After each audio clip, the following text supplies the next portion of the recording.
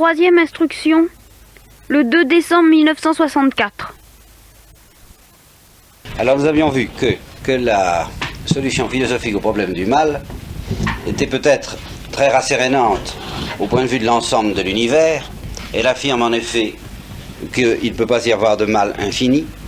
Elle affirme que le mal repose en fin de compte sur le bien et que non seulement il est largement dominé par le mystère du bien, mais que Dieu ne permet le mal, et quelquefois ne le veut, que pour obtenir un plus grand bien, un bénéfice à l'égard de l'univers.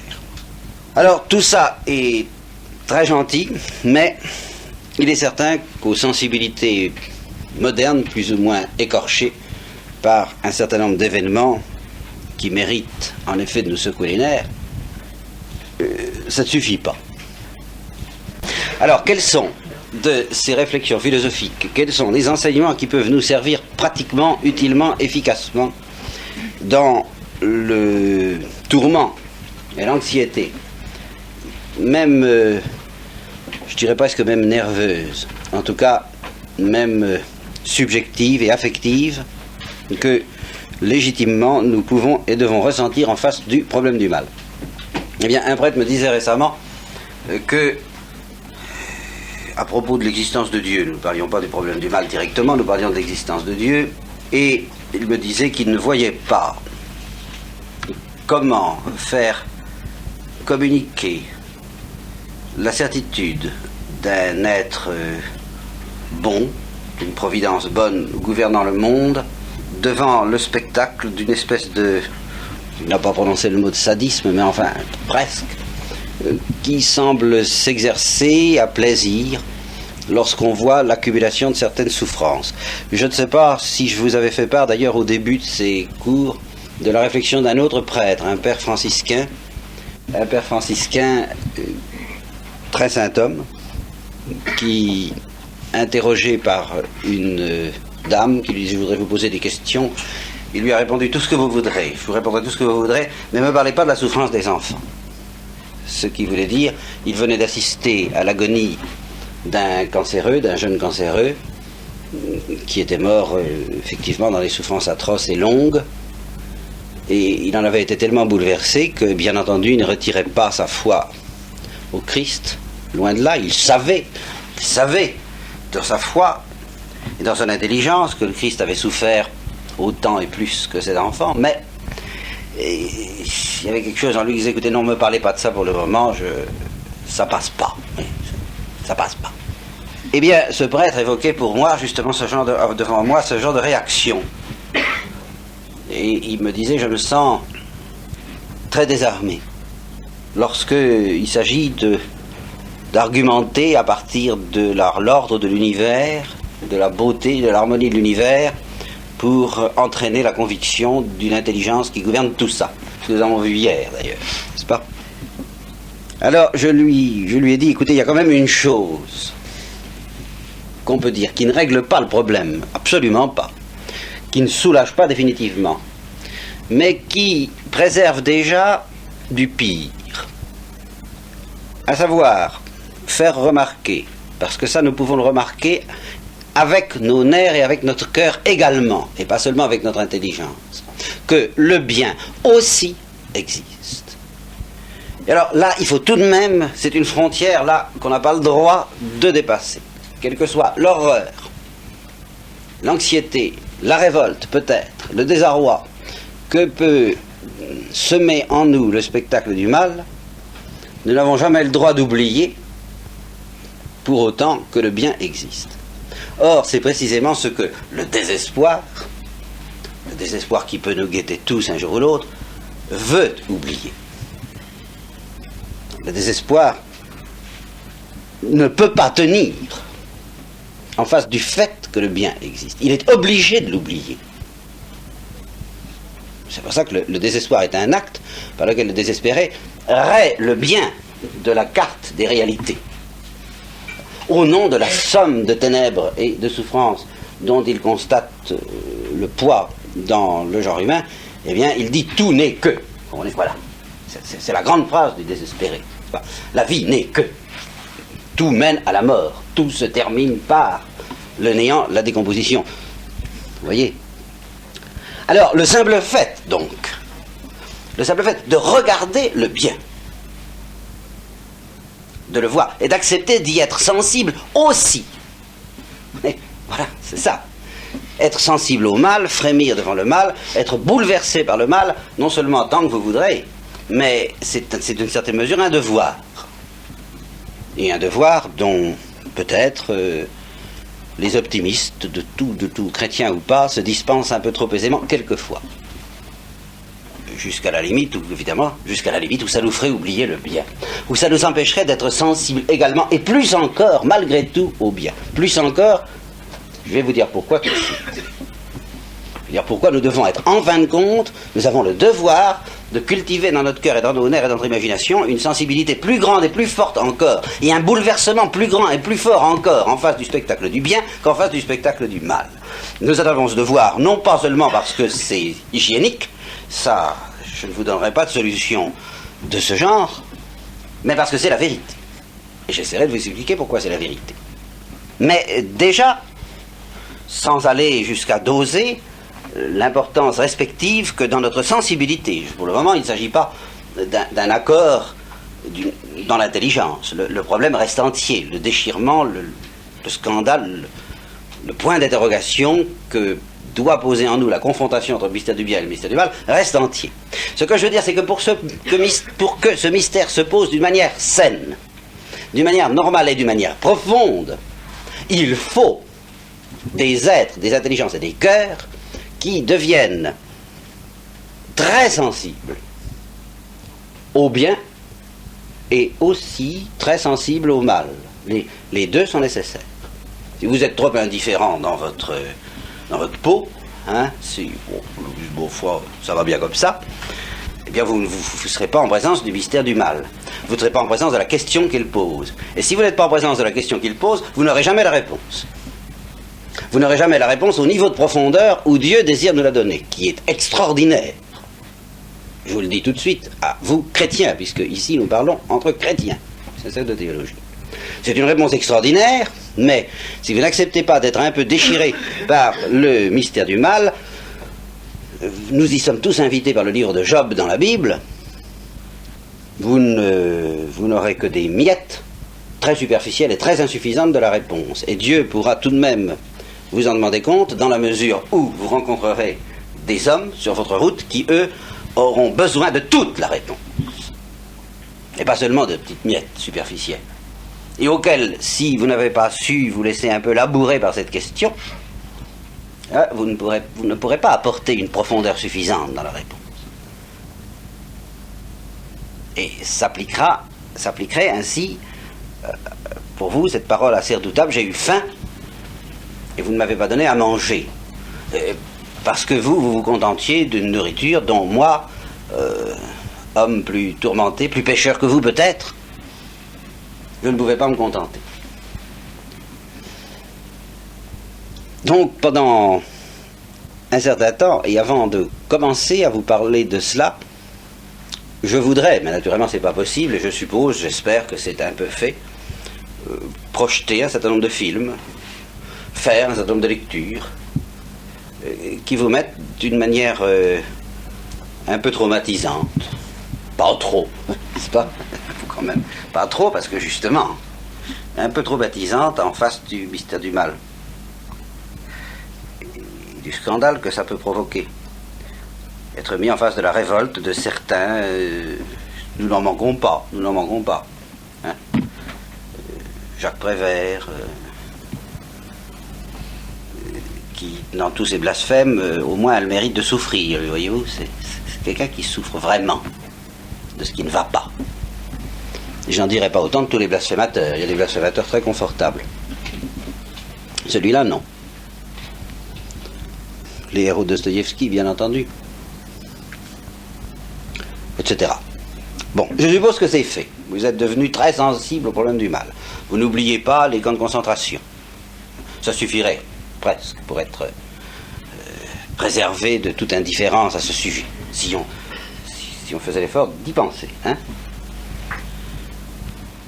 vous n'oubliez pas que tous les jours,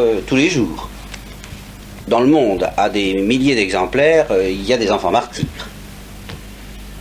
Que ce soit plus ou moins de la faute des parents, parce qu'eux-mêmes sont des gens sous-développés qui ne peuvent pas émerger, ou que les parents soient coupables, ou qu'ils soient malades, ou enfin peu importe, je ne m'occupe pas de la cause. Enfin, il y a des enfants martyrs, qui eux sont certainement innocents, en tout cas. Et ça n'arrête pas. Et alors là, je suis obligé de le dire, quel que soit l'optimisme qu'on puisse avoir sur l'évolution du genre humain, on peut craindre, je ne dis pas, je ne vous oblige pas de partager mon opinion sur ce point, mais enfin, on peut craindre que ça n'arrête jamais jusqu'à la fin des temps. On peut craindre. Et en tout cas, l'optimisme que je vous propose est un optimisme, l'optimisme chrétien que je vous proposerai, est un optimisme capable de faire face à une perspective selon laquelle ça ne cesserait jamais jusqu'à la fin des temps. Ceci dit, vu ce qu'est la sensibilité humaine, il est très difficile, je vous le disais hier à propos simplement des grandes intuitions qui peuvent éblouir la vie d'un penseur. Eh bien, quand on a été ébloui par quelque chose, quand on a fait une découverte dans sa vie, il est difficile d'en faire une deuxième, et quand on en a fait deux, il est beaucoup plus difficile encore d'en faire trois, n'est-ce pas? Eh bien, découvrir le mal est un grand choc. Pour que le problème se pose d'une manière authentique, d'une manière valable, il faudrait que découvrir le bien soit un choc aussi grand. Et ça n'est pas tellement facile non plus. D'autant moins facile qu'on a été plus ou moins traumatisé par le spectacle du mal. Les esprits aigris, les esprits révoltés, les esprits tristes même, sans aller jusque-là. Et il y a beaucoup d'esprits tristes, malheureusement, quelquefois parmi les chrétiens. Il vaut mieux souffrir que d'être triste. Enfin, ça, je vous le dis en passant, c'est une autre histoire. Ce que j'entends par tristesse, c'est l'absence de joie. Voyez. Eh bien, auront du mal, beaucoup de mal, à se rendre sensibles au spectacle du bien. En fin de compte, tout ce que nous allons essayer de faire au cours des entretiens que nous aurons par la suite, ce sera d'essayer de nous rendre sensibles les uns et les autres à un certain bien, pas n'importe lequel, un certain bien dont il est particulièrement difficile de parler, un certain bien dont il est absolument impossible d'être frappé, auquel il est absolument impossible de devenir sensible sans ce qu'on appelle le mystère de la grâce. Le bien le plus élevé de tous, et je le dis tout de suite, pour que vous sachiez où je vais, ce bien, c'est l'amour que Dieu a pour nous. Devenir sensible à ce bien, devenir sensible à cette réalité, c'est avoir la clé, la seule clé, qui nous permet de faire face au mystère du mal. Ça n'enlèvera pas du tout de notre cœur l'écharde que ce mystère doit y laisser. Au contraire, la solution au problème du mal ne consiste pas à devenir indifférent au problème du mal, ni à être délivré de ce problème. Non. Mais ça consiste à ce que le scandale même, la souffrance même qu'il engendre en nous, se trouve féconde et nous amène en fin de compte à plus de joie. En fin de compte. Voilà tout ce que nous pouvons espérer. Tout ce que nous devons espérer. Rien d'autre. Nous ne devons pas espérer que le mal cesse de nous faire mal. Le mal doit nous faire mal, et en un sens, j'essaierai de vous l'expliquer, je vous le dirai à la fin, de plus en plus mal. Mais, si on joue le jeu comme il faut, correctement, si on prend les tournants qu'il faut prendre, les couloirs dans lesquels il faut s'engager, de la manière correcte, si on fait le bon mouvement, au fur et à mesure que le mal nous fera de plus en plus mal, il sera en nous et pour nous la source d'une joie de plus en plus grande. Pas proprement parler la source, mais l'occasion, le stimulant, l'éperon qui nous enfoncera toujours et toujours plus dans une joie de plus en plus grande. Et au fur et à mesure que cette joie grandira, elle sera à son tour la source d'une souffrance grandissante en face du mystère du mal. Et ainsi de suite, je ne dis pas à l'infini, mais jusqu'au plus haut degré d'intensité que nous pouvons atteindre sur cette terre qui, normalement, devrait être suivie de la mort. Voilà la solution chrétienne au problème du mal, très schématiquement. Vous voyez que c'est une solution pratique que je vous propose. Elle comportera des indications théoriques, des indications doctrinales, des indications dogmatiques. Mais si vous en restez aux indications dogmatiques, si vous ne retenez que les indications dogmatiques, soit pour vous en satisfaire, soit pour ne pas vous en satisfaire, vous n'avez rien compris à ce que j'essaierai de vous donner. Ce que j'essaierai de vous suggérer, c'est l'attitude libératrice que Dieu nous invite à prendre en face du mystère du mal. Voilà ce à quoi je voudrais vous initier. Or, je vous le dis également tout de suite, cette attitude est tout entière suspendue à ceci. Je reprends ce que je viens de dire, mais en le précisant davantage. Nous deviendrons, si nous sommes fidèles à la lumière que Dieu nous propose, de plus en plus sensibles à un certain bien qui s'appelle l'amour que Dieu a pour nous. Devenant de plus en plus sensibles à ce bien, nous deviendrons du même coup de plus en plus sensibles au mal, à tout le mal, à tous ceux qui nous frappent déjà, et puis à d'autres maux qui ne nous frappent pas suffisamment et qui devraient nous frapper bien plus, et qui se résument dans ceci, une énorme indifférence des hommes à l'égard de l'amour de Dieu. Alors, devenant de plus en plus sensibles à tous ces maux et à ce mal qui est la racine de tous les autres, nous devenons en retour encore plus sensibles à l'amour que Dieu a pour nous, et ainsi de suite. Et voilà la sérénité chrétienne, ce n'est rien d'autre. Vous comprenez ? Ce que j'essaie de vous expliquer, c'est en quoi consiste la sérénité chrétienne en face du mystère du mal. Je ne me contenterai pas de vous dire la solution que le catéchisme et le dogme peuvent donner. Ça ne nous avance à rien si on n'a pas compris quelle est la règle du jeu.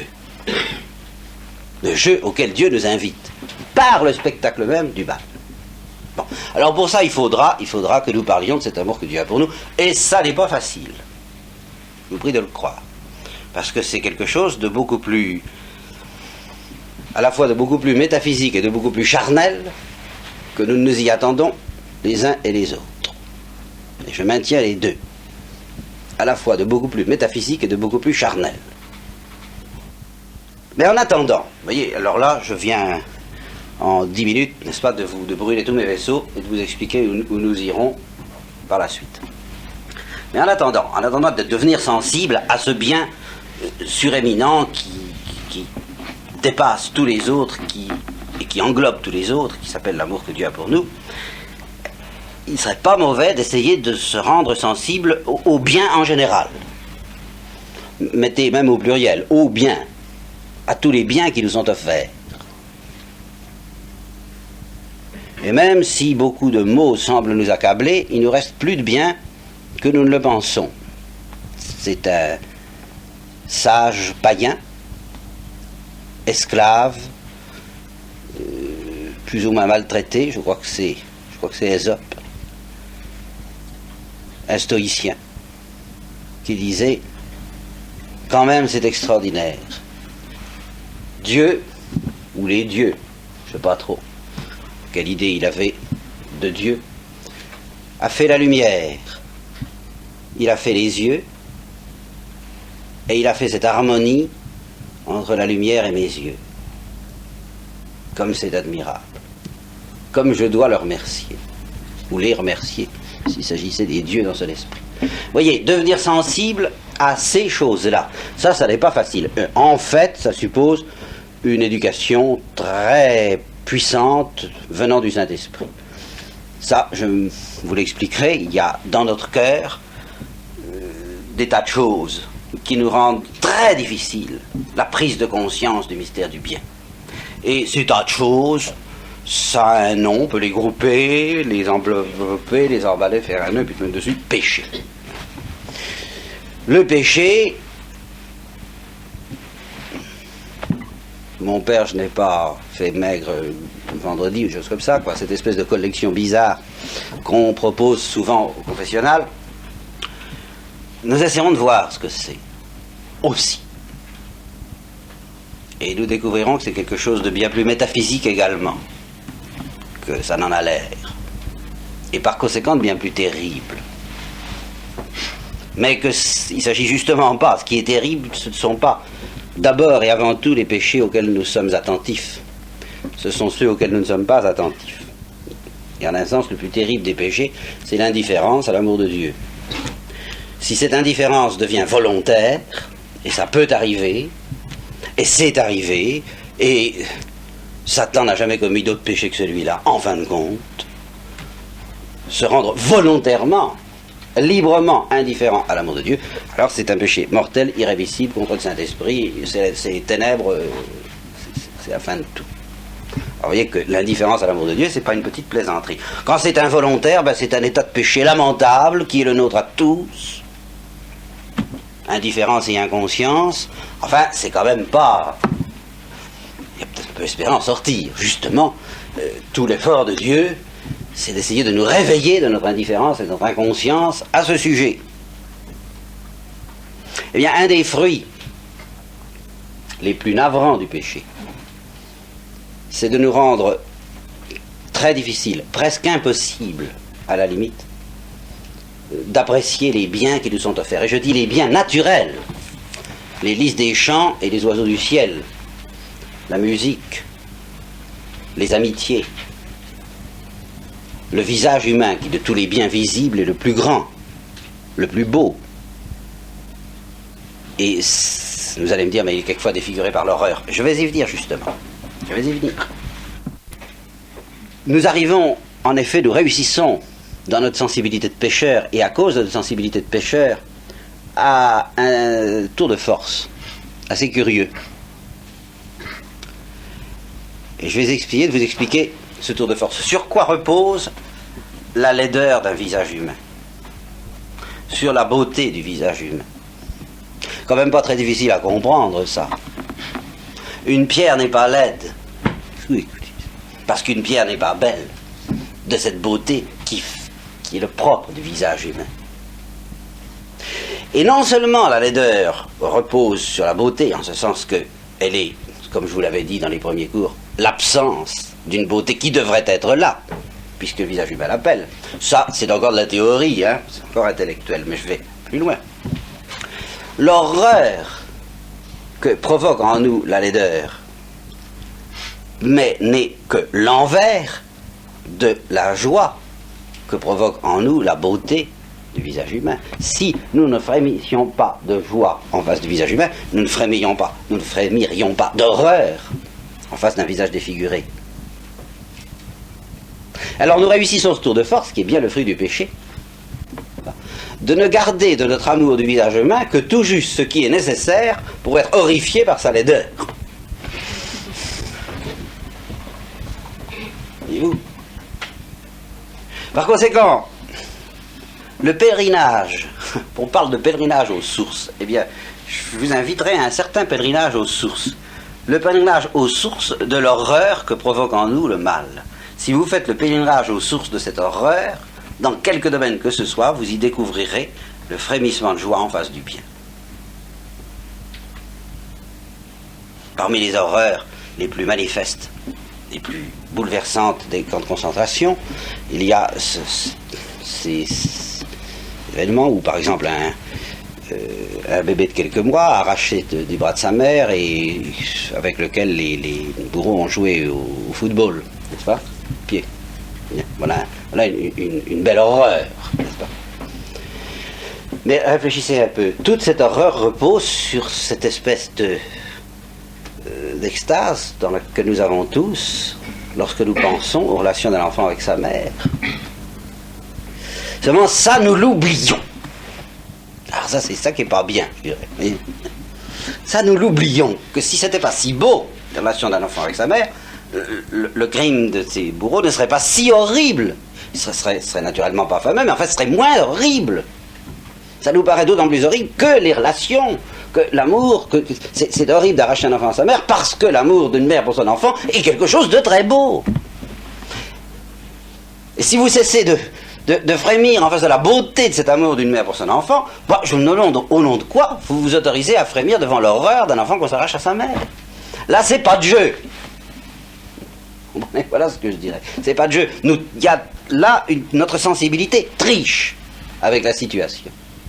Alors là, non seulement je fais une réponse théorique, facile à vérifier, n'est-ce pas? À chaque fois que le mal nous horrifie, c'est parce qu'il touche à quelque chose qui nous paraît précieux dans notre sensibilité même, mais je me permets de vous inviter à quelque chose de plus qu'à constater ce que je vous dis là, mais vous inviter à une espèce de cure de rééducation dont nous avons tous besoin pour réapprendre la joie. Vous me direz, bah oui, mais c'est pas facile. Vous êtes bon, vous. Alors, réapprendre la joie en face du spectacle d'une mère auprès de son enfant, alors que à partir du spectacle d'une mère qu'on arrache à son enfant. Mais oui, mais attention. C'est là où l'acte particulièrement difficile que je vais vous demander, parce que c'est lui qui va nous mettre en face du problème, mais c'est lui qui va nous mettre en face du problème d'une manière saine, d'une manière authentique, d'une manière féconde et d'une manière loyale. C'est que je vous dirais ceci. Vous n'avez pas le droit, sous prétexte que 10, 20, 30, autant, je dirais même autant d'enfants que vous voudrez sont arrachés à leur mère, d'oublier la beauté de ce qui se passe lorsque l'enfant et la mère sont ensemble. Vous n'avez pas le droit. Et c'est là que commence la bataille entre le désespéré et le chrétien, je dirais. Le chrétien ne dira pas d'abord au désespéré vous devez vous résigner, tout va très bien. Non, il ne s'agit pas du tout de se résigner. Que le désespéré garde dans son cœur l'écharde que provoque en lui le spectacle de l'horreur, et que le chrétien essaie de lui faire comprendre qu'il partage cette écharde. Et c'est justement là que la bataille entre les deux va commencer. Car le désespéré va dire au chrétien, c'est pas vrai, vous vous en fichez, parce que si vous vous en fichiez pas, vous ne pourriez plus être heureux. Ah, voilà. Voilà où commence la bataille. C'est là que le chrétien doit relever le gant et dire je suis d'autant plus heureux que je l'oublie moins. Et je l'oublie d'autant moins que je suis plus heureux. Je suis plus heureux parce que l'amour maternel existe. Et rien, aucune horreur n'empêche ça. L'amour maternel existe. Je prends cet exemple, n'est-ce pas? Je pourrais en prendre beaucoup d'autres. Il existe. À cause de cela, je suis heureux. Et précisément parce que je suis heureux que l'amour maternel existe, je suis encore plus malheureux que vous. De toutes les horreurs qui portent atteinte à cet amour maternel. Et alors le chrétien, en effet, aura vite fait de dire, je suis beaucoup plus malheureux que vous de tout ce qui, dans la société moderne, arrache l'âme des enfants de l'âme de leurs parents. Tout ce qui engendre la discorde, la mésentente, la séparation, l'incompréhension, quelquefois la haine, et qui est aussi horrible au point de vue, juste en profondeur, ça j'essaierai de vous le montrer petit à petit, aussi horrible et en fin de compte bien plus horrible, même, je m'excuse d'aller jusque-là, mais même que de jouer au football avec le corps d'un enfant, car là on ne touche encore que le corps, et c'est moins grave que de toucher à l'âme, comme fait tout ce qui se passe dans le monde actuel. Donc le chrétien souffre infiniment plus du mystère du mal que le désespéré. Mais chez lui, cette souffrance entretient la joie, et la joie entretient la souffrance. Le chrétien, c'est un homme qui frémit. Voilà. Frémit à tout. Et de plus en plus à tout. Mais comment peut-on faire sans éclater? Eh bien, en effet, il n'y a qu'une recette, il n'y a qu'un moyen de pouvoir frémir à tout sans éclater, c'est de frémir surtout d'abord et avant tout à l'amour de Dieu. Ça, c'est évident. Mais j'en suis pas là, j'en suis pas à parler de l'amour de Dieu. Je vous explique seulement que il y a dans toutes ces disputes nombreuses, abondantes autour du mystère du mal, il y a une bataille extrêmement grave. Quel est l'homme authentique? Voilà. Est-ce que c'est celui qui ne peut pas voir un rayon de soleil sans éclater de joie, un sourire humain sans frémir de joie, et une douleur humaine sans pleurer de compassion? Ou est-ce que c'est celui qui, à cause de la douleur humaine, ferme les volets? Ferme les volets de son âme et les volets de son cœur, et qui dit, je ne veux plus savoir tout ça. c'est trop moche. Quel est l'homme authentique? Voilà. Je crois que c'est tout de même la vraie question que nous pose le problème du mal. Et c'est ici que le Christ nous invite, dans l'Évangile, à devenir comme des enfants. Cette parole, vous l'avez peut-être entendue, on vous en a peut-être parlé dans les sermons. Eh bien, elle a des prolongements et des ressources inattendues. C'est elle qui va nous livrer la clé, en fin de compte, de l'attitude chrétienne en face du mal. C'est dans un problème aussi difficile que celui-là, où on peut se demander où est la vérité, est-ce qu'elle est dans le désespoir, ou dans la révolte, ou dans le dégoût, ou dans la tristesse. Enfin, tout ça, tout ce genre d'attitude qui consiste à dire non, je peux pas marcher dans un monde pareil, quoi. Non, ça ne peut pas faire. Je ne parle pas de l'attitude qui consiste à dire mais si, ça va très bien, hein. Celle-là, elle est éliminée d'entrée de jeu. Je vous l'ai assez dit. Alors si ce n'est pas cette attitude qui consiste à dire oh non, je marche pas. Alors, quelle est la véritable attitude chrétienne? Le Christ nous le dit. Eh bien, si vous voulez savoir comment faire face au mystère du mal, s'il y a une attitude qui vous permet de faire face au mystère du mal, c'est de devenir comme un enfant. C'est-à-dire de faire face au mystère du mal comme un enfant lui ferait face. Or, qu'est-ce qui se passe dans le cœur d'un enfant, particulièrement à propos de ce problème-là? C'est pas difficile à vérifier. Parce que ce qui caractérise l'enfant, son secret, c'est que le mal ne lui fait, tant qu'il reste un enfant, ne lui fait jamais oublier la joie. Et ça l'empêche qu'il pleure plus facilement que les autres, que les grandes personnes. Il lui faut pas grand-chose pour être par terre, pour être désespéré, si vous voulez, en détresse. Pas grand-chose. Mais il lui faut pas non plus grand-chose pour le mettre debout. Ben, c'est lui qui est dans la vérité. Voilà. Ce qui nous perd, c'est que nous, on ne nous meurt pas, on tombe peut-être moins vite, mais on ne remonte pas, on se remet pas debout facilement. Parce qu'on s'entête. Et qu'à partir du moment où la nuit est venue une fois dans le monde, eh bien on déclare je ne veux plus voir le soleil. Alors il y a une éducation, une sagesse qui ne peut pas nous être donnée parce que Dieu ne peut nous éduquer qu'en nous faisant connaître tour à tour la douleur et la joie. Pourquoi? Ben ça, nous en parlerons longuement. Mais tous, tant que nous sommes là, nous avons à faire attention. Tous. C'est pour ça que je vous avertis, c'est un avertissement pratique, avant même que nous parlions d'autre chose. Nous avons à faire attention. Les uns doivent faire attention à se rendre sensibles au mystère du mal. Ils ne le sont pas assez. Et ça les empêche d'aller vers Dieu. Les autres doivent faire attention à se rendre sensibles au spectacle du bien. Ils ne le sont pas assez. Et ça les empêche aussi, non seulement d'aller vers Dieu, mais d'aller vers ceux qui souffrent et ceux qui ont mal pour leur donner ce qu'ils attendent.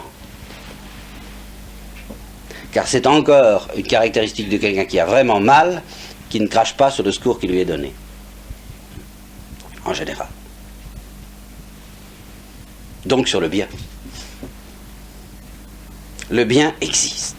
Voilà, quand je vous aurais dit que ça. Le mal existe, oh oui. Et comment est-ce que ça s'arrange ces deux choses-là ensemble? Pour le moment, je n'en sais rien, je ne réponds pas. Mais je dis attention, le bien existe. Et d'une. Et deuxièmement, si au fond de notre cœur, il n'y avait pas un amour passionné du bien, eh bien, il n'y aurait pas d'horreur du mal. C'est le scandale que le mal provoque en nous vient de ce qui nous reste d'amour du bien. Ce qui est désolant, et ce qui est un désordre, et ce qui est un mal, c'est de n'utiliser, ce que je vous disais tout de suite, ce qui nous reste d'amour du bien, que pour nourrir notre horreur du mal. C'est lamentable. Et alors là, à celui qui prend cette attitude, il n'y a pas de solution possible au problème du mal. Ça, c'est pas la peine, si on prend cette attitude-là, il n'y a pas de solution. C'est pourquoi? Parce que celui qui prend cette attitude ne veut pas qu'il y ait de solution, et quand quelqu'un ne veut pas, il est libre, là, obligé de respecter sa liberté. Donc, le bien existe. Ceci dit, abordons la perspective proprement chrétienne dont je n'ai pas encore dit un mot, je veux dire au point de vue doctrinal. Je vous en ai dit un mot, j'ai dit où nous allions. Enfin, je n'ai pas attaqué la question ex cathedra, si je peux dire. Alors je commence. C'est un mystère au sujet duquel la parole de Dieu s'est montrée d'une discrétion extraordinaire pendant longtemps. Je veux dire par là qu'en effet, la clé de ce mystère est tellement élevée que Dieu a laissé les Juifs assez longtemps dans une certaine illusion à ce sujet-là. Voilà comment se pose le problème. Il ne suffit pas que l'univers soit bon, il ne suffit pas que l'univers soit au total à l'abri de la destruction, de la décomposition et de la mort. Il faut, ou il faudrait, que les hommes le soient aussi, que chaque personne humaine le soit aussi. Chaque personne humaine est un tout, parce qu'elle est promise au bonheur, parce qu'elle est capable d'avoir le sens de Dieu, de l'infini, et de ce que nous appellerons, dans quelque temps, quand j'aurai eu le temps de m'expliquer, la béatitude. À cause de cela, la personne humaine a une valeur infinie. Si donc, le bonheur de 10 puissance 1 milliard d'êtres humains, ça fait pas mal s'il y a des mathématiciens parmi vous, a été conditionné par le malheur injustifiable, par ailleurs, d'un seul être humain, à ce moment-là, Dieu serait peut-être très sage, mais il ne pourrait pas nous demander de comprendre cette sagesse. Ce serait vraiment la situation dont parle un prédicateur, je crois que c'est Monseigneur Fulton Sheen, qui parle du rat qui est dans le piano et qui ne peut pas comprendre qui dérange le pianiste, et que par conséquent il ne peut pas comprendre, c'est-à-dire qu'il trouble l'harmonie universelle. Le rat qui est dans le piano, il ne comprend pas qu'il trouble l'harmonie universelle et surtout l'harmonie des mélodies que le pianiste tire du piano. Par conséquent il ne comprend pas qu'on mette de la mort au rat ou quelque chose comme ça dans le piano. Et pourtant, dit Monseigneur Fulton Sheen, eh bien s'il comprenait, il verrait que tout ça est pour le bien. À quoi le père Couturier, dominicain un peu, ayant la dent un peu dure, répond, eh bien, puisque le rat ne peut pas comprendre qui dérange l'harmonie universelle, qu'on ne lui demande pas de comprendre ni de s'incliner. Donc si Dieu veut qu'on comprenne, il faut quand même qu'il y ait quelques petits éléments pour qu'on puisse comprendre. Or je dis, une explication du mystère du mal qui dirait faut qu'il y en ait un qui soit sacrifié, qu'est-ce que vous voulez, tout le monde ne peut pas être heureux. Ce qui marche, comme je vous l'ai expliqué la dernière fois, pour le mystère de la vie, il est normal que certains vivants soient sacrifiés à d'autres vivants, tant que ce ne sont pas des personnes. Mais si Dieu nous demandait d'admettre qu'une personne soit sacrifiée au bonheur des autres, quel que soit le nombre de ces autres, quel que soit le caractère inéluctable de ce sacrifice, c'est le rat dans le piano, mon pauvre enfant, on n'y peut rien, il faut... Eh bien, Dieu ne pourrait pas nous demander de comprendre une telle harmonie.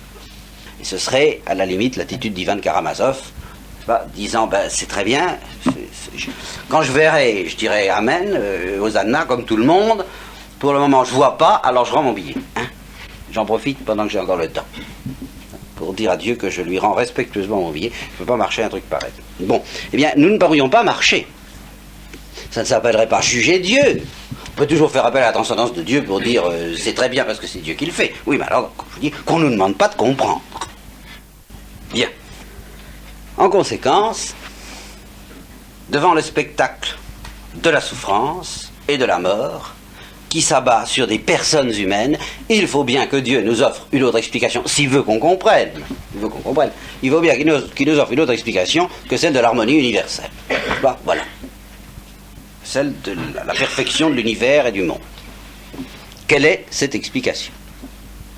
Eh bien, celle qu'il a donnée aux Juifs pendant assez longtemps, c'est l'explication de la rétribution. L'explication à laquelle se tiennent la plupart du temps les chrétiens. Explication qui n'est pas fausse, mais dont les profondeurs sont tellement insondables que bien peu découvrent ce qu'elle comporte de secret. Or, cette explication devient très dangereuse à manier si justement on ne la comprend pas dans toute sa profondeur. En quoi consiste cette explication? Eh bien, c'est extrêmement simple, c'est extrêmement élémentaire. C'est l'explication du mystère du mal tel que le proclament tranquillement les amis de Job. Ça. Dieu punit les méchants et il récompense les bons. Puis voilà. C'est pas compliqué. Voyez, le mal ne s'abat sur une personne. Remarquez que nous avançons. Nous gagnons un principe extrêmement profond. Le mal ne s'abat sur une personne humaine que dans la mesure où cette personne humaine est coupable. Oui. Dans la mesure où cette personne humaine l'a mérité. Qu'est-ce que ça veut dire exactement? Il y a des interprétations très caricaturales de ce principe. On est plutôt, de nos jours, en réaction contre ces interprétations caricaturales. Il faut tout de même que je vous mette en garde contre l'excès contraire.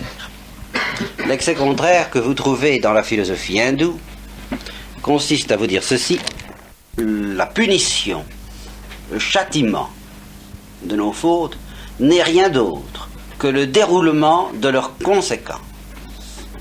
Voilà. C'est comme ça. Vous avez fait un acte coupable. Bon, eh bien, cet acte coupable produit un certain nombre d'effets, et il se trouve que ces effets se retournent sur vous. Alors, c'est tout, c'est pas autre chose. C'est pas du tout. Ne vous imaginez surtout pas, dit cette conception, que Dieu arrive, qui demande sa robe de juge, sa toque, messieurs la cour, n'est-ce pas, 10 ans de prison, 3 ans de maladie, 4 ans d'hôpital, ou des choses comme ça. Hein, en disant, non, c'est beaucoup plus profond que ça. C'est le péché qui déploie dans votre cœur ses conséquences. Voilà ce que dira la philosophie hindoue et pas mal d'autres du même genre, et beaucoup de chrétiens, et quelquefois des prédicateurs, et quelquefois moi-même. N'est-ce pas? Car il y a beaucoup de vrai dans cette assertion, mais. Lewis me fait remarquer une chose, a attiré mon attention sur un aspect de cette question qui était quand même présent dans mon esprit, mais pas très clairement, j'avoue. Lewis pose simplement la question suivante. C'est pas tout à fait comme ça qu'il formule la chose, mais ça revient à ça. Il dit, voyons, vous avez votre homme qui commet une faute. Bien. Elle déploie ses conséquences, et ses conséquences se retournent contre elle. Mais je pose une question. Est-ce que cet homme mérite que ses conséquences se retournent contre lui? Ou est-ce qu'il ne le mérite pas? S'il ne le mérite pas, c'est injuste. Et s'il le mérite, alors nous retombons dans une autre perspective, qui n'est pas celle d'une conséquence purement physique et inéluctable. Je ne sais pas si vous comprenez. Il ne suffit pas de dire que le péché entraîne des conséquences inéluctables dans notre cœur. Il faut dire que nous méritons qu'il les déploie, ces conséquences. Ce qui revient à dire que le péché est un péché. Car si nous n'affirmions pas que le péché était une faute, nous trouverions particulièrement saumâtre le fait que le jour où nous posons certains actes qui ne seraient pas considérés comme coupables, eh bien ces actes engendreraient une série de conséquences catastrophiques, tandis que d'autres actes ne les engendreraient pas. C'est à ce moment-là que nous crierions à l'injustice. Pourquoi est-ce que nous ne crions pas à l'injustice quand on nous dit vous avez péché, ça se retourne contre vous? Mais c'est parce qu'on considère implicitement, il y a une espèce de jugement secret selon lequel nous méritons tout de même que ça se retourne contre nous. Et là, je fais appel, et je crois que Lewis, justement, met le doigt dessus, il fait appel, au fond, à notre sens moral à tous. Or, nous avons tous le sens moral. Et le sens moral auquel je vais faire appel, c'est vraiment le vôtre. Je vais simplement essayer, un peu à la manière de Socrate, si vous me permettez, de le faire jaillir. Pour cela, eh bien, nous allons nous débarrasser de tous les juges, si vous le voulez bien. Hein, de tous les gens qui nous critiquent d'abord et du, à la porte. Nous allons nous débarrasser ensuite de Dieu, qui pourrait nous juger aussi, du haut de sa transcendance, en vertu de ses vues qui ne sont pas nos vues, de ses voix qui ne sont pas à la porte. Et qu'est-ce qui va rester? Nous. Nous seuls. Je dis, c'est pire que tout. Si on ne nous débarrasse pas de celui-là, ce juge infini qui est au fond de chacun de nos cœurs, dit Max Scheler, nous n'aurons pas la paix en face de nos fautes. J'entends les vraies fautes. Ou alors nous essaierons de nous donner la paix, ce qui constitue une faute encore plus grave, alors celle-là. Celle qui consiste justement à refuser la lumière de ce juge intérieur et à déclarer que nous avons raison de pécher. Alors là, oui, évidemment, bien sûr, là on peut se débarrasser aussi de celui-là à ce prix-là. C'est exactement en ça que consiste finalement le péché de Satan. Le péché de Satan consiste pas seulement à pécher, mais à déclarer pour l'éternité qu'il a raison de pécher. Que c'est lui qui a raison. Qu'il est très malheureux, qu'il sait qu'il est très malheureux, qu'il savait qu'il serait très malheureux, et pour l'éternité, mais que c'est quand même lui qui a raison. Voilà en quoi consiste. Alors là, évidemment, là on se débarrasse du juge intérieur. Mais si on ne va pas jusque-là, eh bien, je crois que si nous étions affrontés à ce juge intérieur, tous, je crois que nous nous précipiterions vite les uns vers les autres, en nous disant, jugez-moi donc vite. J'aime mieux ça. Et j'évoquerai à ce propos la réflexion extraordinaire que j'ai entendue à la télévision au temps où on a jugé certains criminels nazis qui avaient échappé à Nuremberg il n'y a pas longtemps, ceux d'Auschwitz. Et alors on a fait comparaître à cette occasion à la télévision française quelques-uns des rescapés, soit du camp d'Auschwitz, soit peut-être d'autres camps. Et on les a interrogés et leurs réponses étaient toujours extrêmement impressionnantes. Enfin, il y avait vraiment quelque chose à en retirer d'assez extraordinaire. Je vous citerai d'abord celle de Germaine Tillon, disant ceci, j'ai surtout souffert après. Parce que tant que j'y étais, j'étais soutenu par la colère. Pas mal. Mais après, j'avais l'impression. Alors là, après, je me disais, qu'est-ce que ça veut dire tout ça? Qu'est-ce que ça veut dire la vie? Bon.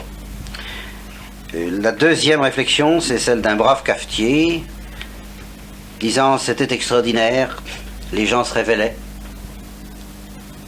Et il y en avait qui étaient bons, puis il y en avait qui ne l'étaient pas. Sous le creuset de cette affaire-là, on voyait des braves gens, qui restaient des braves gens, qui devenaient héroïquement des braves gens, puis d'autres qu'on croyait des gens pas mal, et qui se déchaînaient comme des loups, qui devenaient des bêtes, qui devenaient des monstres. Et qui étaient désespérés, il ajoute ceci. Et ils étaient désespérés, parce qu'ils ne savaient pas qu'ils étaient comme ça. Et qu'ils le découvraient à cette occasion. Et enfin, troisième réflexion, celle que je réserve pour la bonne bouche, pour cette qui va nous servir pour notre sujet, et qui est peut-être la plus profonde de toutes. On demandait à une de ces rescapés, qu'est-ce que vous croyez qu'il leur faudrait faire, qu'il faudrait leur faire? On le demandait à tous d'ailleurs, je crois, où ils répondaient plus ou moins bien. Qu'est-ce qu'il faudrait, quel est le châtiment qui conviendrait? Et elle a fait cette réponse extraordinaire, elle a dit, il n'y a pas de châtiment possible. Le seul châtiment possible, ce serait de leur faire comprendre ce qu'ils ont fait. Mais ça n'est pas possible. Eh bien, le juge intérieur dont je parle, c'est celui qui purement et simplement nous ferait comprendre ce que nous avons fait dans la vie. Déjà, tous ce que nous avons fait. Et il nous arriverait probablement un sursaut analogue à celui de, je ne sais pas si c'est Montalembert, qui disait, je ne sais pas ce que c'est que la conscience d'une canaille, je connais celle d'un honnête homme, et c'est horrible. N'est-ce pas? Si, voir vraiment ce qu'on a fait, sans que personne n'intervienne pour nous juger, ni les hommes, ni Dieu, eh bien, ça peut devenir un châtiment terrible. La preuve, c'est que cette rescapée d'Auschwitz n'a rien trouvé de mieux à leur offrir à ses bourreaux, parce qu'elle avait, évidemment, eux, on peut se dire, oui, mais vu ce qu'ils ont fait, l'inconscience humaine peut masquer tous les crimes. Et elle est à l'œuvre en nous tous. Donc, il y a quelqu'un en nous, au fond de nous-mêmes, et c'est pour ça que nous avons du mal à avoir la paix, qui nous dit que nous méritons au moins ceci, que vous, c'est justement ce que vous m'accordez, puisque vous étiez prêt et prête, je suppose, à être d'accord avec cette conception de la rétribution, le péché qui déroule ses conséquences, purement et simplement, sans qu'aucun jugement arrive de l'extérieur, sans qu'aucune sentence soit prononcée. Eh bien, donc, c'est qu'il y a en nous un juge intérieur qui nous dit que nous méritons de subir la conséquence de nos fautes. que nous méritons de subir les effets du déroulement intérieur de nos fautes. Donc nous nous condamnons nous-mêmes. Voilà une chose étrange auquel on ne prend pas tellement garde généralement. Et je connais peu de gens qui échappent à cette loi. Parmi les plus inconscients, j'en ai connu, d'inconscients et volontairement d'inconscients, eh bien, ils sont encore capables de dire telle tuile m'arrive, je l'ai mérité. Donc cette doctrine de la rétribution, ne la prenez pas tout de suite comme odieuse, voyez, comme intolérable. Et en fin de compte, quand nous aurons eu le temps d'expliquer toutes nos explications, de dérouler toutes les explications que j'essaierai de vous donner, eh bien, vous verrez que les tuiles variées que Dieu permet qui s'abattent sur notre tête ici-bas sont en fin de compte des secours qu'il nous envoie pour être délivrés de ce juge intérieur qui serait pire que tout. N'empêche que chez les Juifs, cette conception de la rétribution n'était pas encore très très raffinée. D'abord, elle se bornait essentiellement au bien et au maux de cette terre, de la vie d'ici-bas. Et elle se plaisait à établir une équation presque mathématique entre la moralité de la vie du juste et les bienfaits qui couronnaient cette existence. Tu vis dans la droiture, eh bien, il t'arrivera toutes sortes de bénédictions que le Seigneur te donnera et qu'il énumère complaisamment d'ailleurs dans tel ou tel ouvrage de la Bible, n'est-ce pas ? Tu seras rempli de bénédictions temporelles. Et il reste quelque chose de ça dans notre catéchisme, dans celui qu'on m'avait appris, moi j'ai un peu évidemment, ça a progressé depuis. Mais enfin, tes pères et mères honorera afin de vivre longuement. Vous voyez ? C'est quand même une rétribution temporelle. N'est-ce pas ? Si tu veux vivre longuement, honore ceux qui vivent longuement. Enfin, c'est un peu ça, qui vivent. Ils sont plus âgés que toi. Eh bien, rends-leur hommage et tu mériteras de devenir âgé à ton tour. N'est-ce pas ? Bon. Eh bien, aujourd'hui, nous savons que cette conception est très superficielle et très insuffisante, et surtout, nous trouverions particulièrement odieux, nous trouvons quelquefois odieux, car la question devient très vite brûlante, d'interpréter les cataclysmes qui s'abattent sur tel ou tel groupe social en particulier comme des châtiments de Dieu. N'est-ce pas ? Qu'au moment d'Agadir, qu'au moment d'Orléansville, qu'au moment des tremblements de terre qui ont survenu à d'autres endroits, ce qui est embêtant avec les tremblements de terre, c'est que là, on ne peut vraiment pas expliquer ça par la malice des hommes. La guerre, ça va encore. Bon, et les tremblements de terre, c'est difficile.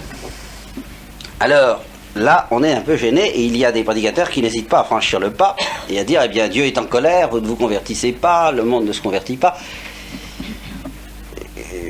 Ça devient facilement tout à fait odieux, n'est-ce pas ? Surtout quand on prétend faire un peu une géographie de la question. N'est-ce pas ? Ah, évidemment. Ici, nous avons une leçon de l'Évangile qui nous remet très sérieusement en place et que je reconnais n'est pas drôle et que je ne vous demande pas d'accepter ce soir. Je ne vous demande pas de l'accepter ce soir parce que ça, je ne me sens pas en mesure de vous la faire accepter ce soir. La prochaine fois, on verra peut-être. Ce soir, je ne me sens pas capable. Mais elle remet les choses en place d'une manière qui, moins qu'on puisse dire, n'est pas drôle. C'est à propos de l'histoire de la tour de Siloé. C'est un événement de ce genre, très géographique, très situé, et qu'on ne pouvait pas attribuer à la malice des hommes. Alors naturellement, les Juifs, tout de suite, ont dit, tiens, qu'est-ce qu'ils ont fait ? Qu'est-ce qu'ils ont fait ? Puisque ça leur arrive dessus, c'est qu'ils ont fait quelque chose. Ça, il n'y a pas de... Et le Christ leur répond, eh bien, si vous ne vous convertissez pas, tous vous y passerez. Sinon, ça n'est pas rassurant. Et par conséquent, il y aurait quand même excès à considérer que cette relation que les Juifs mettaient d'une manière très grossière entre la vie droite et une certaine prospérité temporelle, entre la vie désordonnée et les malheurs, les fléaux qui s'abattent sur le genre humain, dire que cette relation est absolument nulle, qu'elle n'existe absolument pas, qu'il n'y a aucun rapport entre nos péchés et les maux qui s'abattent sur le monde, ce serait excessif. Ce serait excessif. Et on peut d'ailleurs le vérifier en reconnaissant que s'il y a des catastrophes qui sont dues, en effet, comme vous dites, uniquement à la main de Dieu, il y en a d'autres qui sont tout de même les plus nombreuses, les plus ruineuses, les plus coûteuses en souffrance et en sang, qui, elles, sont quand même dues, c'est le moins qu'on puisse dire, à la malice des hommes. Et alors là, en ce qui concerne ces cataclysmes, dus aux guerres, aux révolutions, à la misère sociale, je dirais, malheur à celui qui se lèverait en disant « Oh, moi je ne suis pas coupable ». Ici, encore, je me verrais obligé de vous dire « Oh, bien sûr, je me contente de vous renvoyer à votre juge intérieur. Quelle complicité n'avons-nous pas à l'égard de toutes ces catastrophes que nous laissons faire bien souvent. Nous nous sentons impuissants, nous nous sentons dépassés, mais dans la mesure où nous avons la foi, quand même, dans la mesure où nous avons la foi, nous devrions savoir que nous pouvons beaucoup plus que nous ne l'imaginons. Quoi qu'il en soit, je ne voudrais pas vous laisser sur cette impression que les catastrophes que nous subissons, les maux que nous subissons n'ont pas d'autre explication que la furie vengeresse de Dieu qui s'abat sur nous. Ça, il est évident que c'est faux, c'est entièrement faux. Et nous avons d'ailleurs quelqu'un dans la Bible pour protester avec la dernière violence contre une interprétation de ce genre. Nous avons quelqu'un qui dit « Ah non, ça n'est pas vrai, ça n'est pas si simple que ça. Je ne marche pas. » Et ce quelqu'un s'appelle Job. Job, c'est, je pourrais dire, le livre de l'art d'être un bon révolté. Job, c'est celui qui tient tous les propos malédifiants, tandis que ses amis tiennent tous les discours édifiants. Et quand c'est fini, Job se fait remettre en place d'ailleurs, mais il ne demande que ça. Alors, ça marche bien, mais quand c'est fini, Yahvé donne raison à Job et tort aux discours édifiants. Ici, le livre de Job ouvre une brèche dans cette conception confortable et odieuse de la rétribution. N'est-ce pas? Je vous dis, confortable et odieuse, si on s'en contente tranquillement. Trop confortable aussi, si on s'en débarrasse purement et simplement. Je vous dis, il y a quand même quelque chose de vrai là-dedans. Quoi? Eh bien, nous le verrons plus tard, nous le mettrons en place plus tard. Nous ne pouvons pas le mettre en place encore maintenant. Mais ne vous en débarrassez pas trop vite. Ce serait peut-être imprudent. N'allez pas trop vite dire qu'il n'y a aucun rapport. Ce serait peut-être imprudent. Ceci dit, en face de toute cette souffrance humaine, eh bien, nous donnerons la parole la prochaine fois et nous essaierons de voir où ça nous mènera. Nous verrons que ça nous mènera très loin à ce grand révolté, le patron des révoltés, Saint Job.